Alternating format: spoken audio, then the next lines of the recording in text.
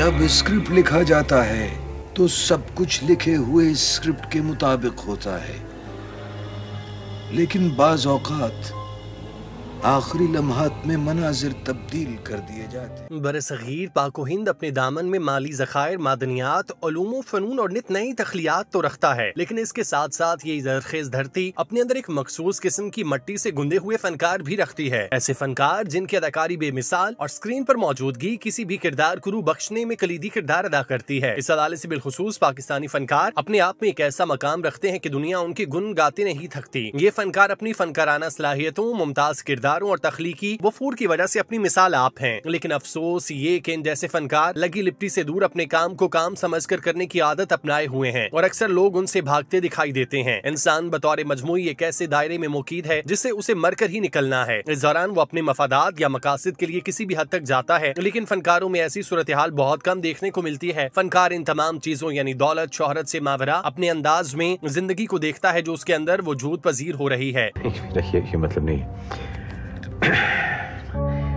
मैं सिर्फ ये सोच रहा हूँ कि अब में अचानक की तब्दीली कैसे आ गई। आज हम पाकिस्तान के एक ऐसे ही अदाकार की बात करेंगे जिन्होंने सारी जिंदगी एक कामयाब अदाकार, रेडियो ब्रॉडकास्टर और थिएटर आर्टिस्ट के तौर पर अपने फन का लोहा मनवाया। आपको बताते चलें कि ड्रामों, फिल्मों, रेडियो और थिएटर के मारूफ अवार्ड याफ्ता अदाकार तलत हुसैन जायदुल उमरी समेत दीगर पेचीदगियों के बायस शदीद अलील होकर बिस्तर तक महदूद हो गए। तलत हुसैन फेफड़ों के मर्ज में मुब्तला हैं। तलत हुसैन की उम्र 83 साल हो चुकी है। उन्होंने फनून लतीफा को निस्फ सदी दी, यानी उन्होंने अपनी उम्र का बेशतर हिस्सा अदाकारी, आर्ट और फन को दिया। तलत हुसैन लफ्ज की अदायगी के मखसूस अंदाज और अपने मुनफरिद लबो लहजे की वजह से पाकिस्तान भर में मशहूर थे। लोग उन्हें रेडियो पर सुनने के लिए अपना काम काज तर कर दिया करते। एक जमाना था कि तलत हुसैन रेडियो पाकिस्तान के वो वाहिद सदाकार थे जो उस दौर में बतौर मजमूई तमाम सदाकारों से ज्यादा पैसे लिया करते और उनका काम उनको वो शोहरत अदा करता था जिसके लोग ख्वाब देखा करते। तलत हुसैन 18 सितंबर 1940 दिल्ली, इंडिया में पैदा हुए। उन्होंने बचपन से ही तकरीरें करने और बोलने का शौक था। तलत हुसैन ने 1970 से कबल कम उम्री में ही अदाकारी शुरू कर दी थी, लेकिन उन्हें 1970 के बाद शोहरत मिलना शुरू हुई। तलत हुसैन ने लंदन में अदाकारी की, आला तालीम के दौरान साथ साथ जॉब भी की। उनको बीबीसी में काम थोड़ा बहुत मिलना तो शुरू हो गया, मगर ये उनके गुजर बसर के लायक न था, जिसके लिए उन्हें कुछ और जॉब करने की जरूरत थी। काबिले जिक्र बात यह है कि उन्हें जॉब के तौर पर वेटर का काम मिला, जिसे उन्होंने मजबूरन कबूल किया। बावजूद इसके कि पाकिस्तानी कम्युनिटी एक अदाकार के तौर पर जानती थी, लेकिन उन्होंने कभी भी इस बात को अपने काम में आड़े नहीं आने दिया।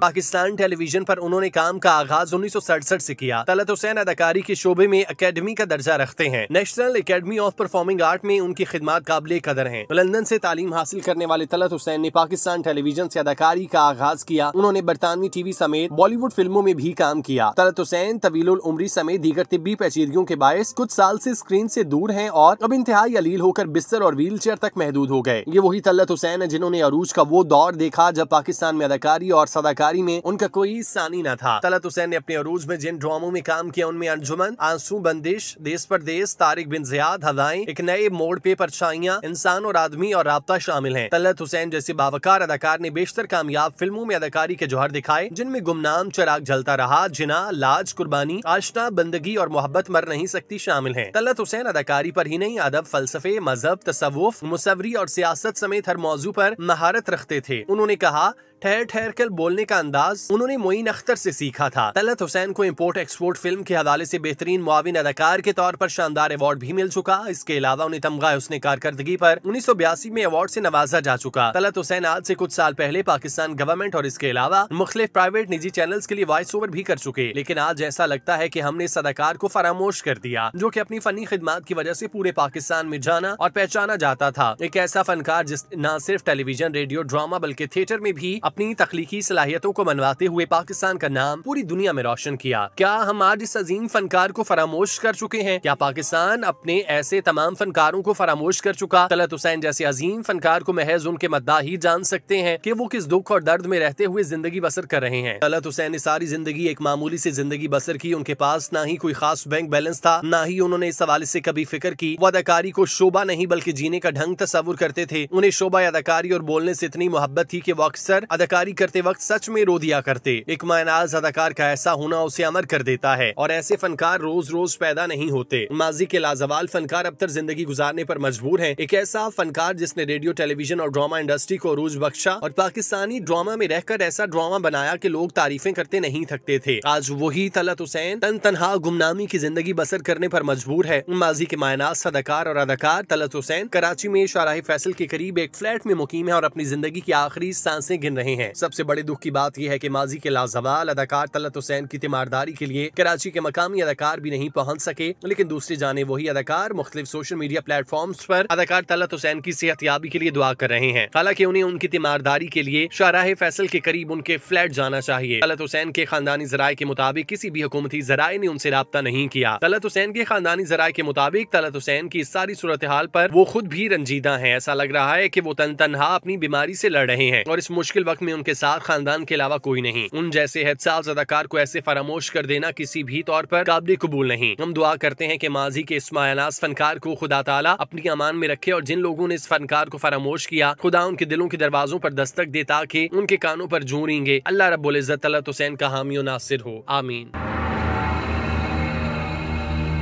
न तुम कौन होते हो ये कहने वाले कि मैं कैसा कहूं और कैसा न कहूं। तुम सोचते हो मैं वैसा कहूं जैसा तुम चाहते हो।